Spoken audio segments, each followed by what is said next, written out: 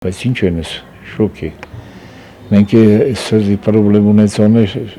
ավելի լավից սուրդյանի, քան թե շոկ է անի։ Ցուրտը շոկից գերադասողները սիրտանոթային քրոնիկ բնույթի խնդիրներ ունեցող մարդիկ են։ Նրանց մոտ օրինաչափություն է դարձել, ամռան շոկ օրերին առողջական վիճակի սրացումներ են լինում։ Սրտխփոց, գլխապտույտ, ճնշման իջեցում, շնչահեղձություն կամ ուժերի կտրուկ նվազում։ Այս երևույթները հուշում են, որ սիրտանոթային համակարգն աշխատում է ավելի ծանրաբեռնված։ Երկու հատ ստենդավորվել եմ երկու անգամ, մի երրորդն էլ պակարիք ունեմ էլի, դրա համար ուժեղ հևոսներ ունեի, քանի որ խցանված երակ ունեմ, էդ էլ է նպաստել, շոկն էլ ավելի է նպաստում էլի։ Ես շոկեր նորագալ շատ ուժեղ ազդեց, սետ ոնձերը սուրել է, սոր 3 օրա պարգած է։ Գյումրի բժշկական կենտրոնի սրտաբանական բաժանմունքում հուլիսի կեսերից սիրտանոթային խնդիրներով հոսպիտալացվածների թիվը կտրուկ ավելացել է։ Մեկ շաբաթում 50-ից ավելի հիվանդ է դիմել բուժհաստատություն, որոնք անմիջապես անցել են անհետաձգելի բուժման։ Առաջնահերթ տեղ էր գրավում սրտամկանի սուրի ինֆարկտը իր տարբեր ձևերով եւ այդ ընթացքում օր կար որ 3-ից 4 հիվանդ սրտամկանի սուրի ինֆարկտով ընդունում էին եւ գնում էին դեպի ստենդավորման։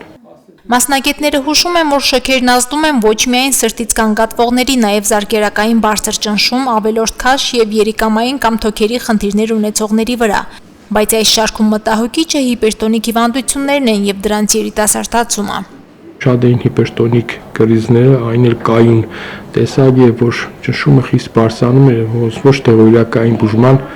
չէր ենթարկվում։ Սուր աղիքային ինֆեկցիաները տարիք չեն հարցնում, ամռան շոկն ու տարատեսակ ուտելիքները միշտ բանջարեղենների հետ աղիքային վարակների են հանգեցնում, երբ դրանք բավարար պայմաններում չեն պահվում։ Ինֆեկցիոնի ոչ միայն մանկական, նաև մեծահասակների բաժանմունքում աղիքային վարակներին բնորոշ ախտանշաններով հոսպիտալացվածների թիվն է ավելացել։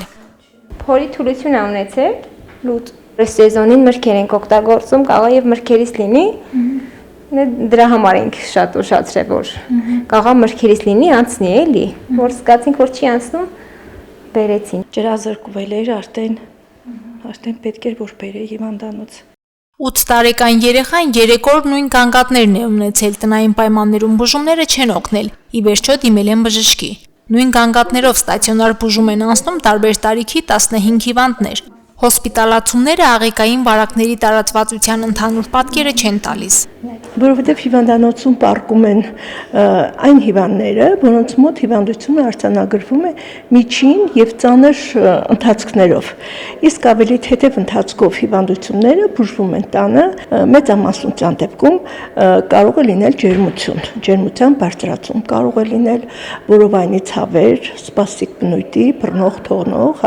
փորացավեր են լինում, կարող է լինել սրտխառնոց, փսխումներ, կարող է լինել փորլուծություն։ Ախտանշանները գուցե նույնն են, բայց վարակի առաջացման պատճառներն են տարբեր լինում։ Ջրի, սննդի, կեղտոտ ձեռքերի միջոցով բակտերիաներն անցնում են ստամոքս եւ աղիներ, սկսում են ակտիվ բազմանալ եւ տարբեր տոքսիններ արտադրել։ Աղիքային ինֆեկցիաները դրանք բերանով մտնող, բերանով ընթացող վարակներն են, երբ որ մենք մեր բերանն ենք տանում վարակված սննդամթերք,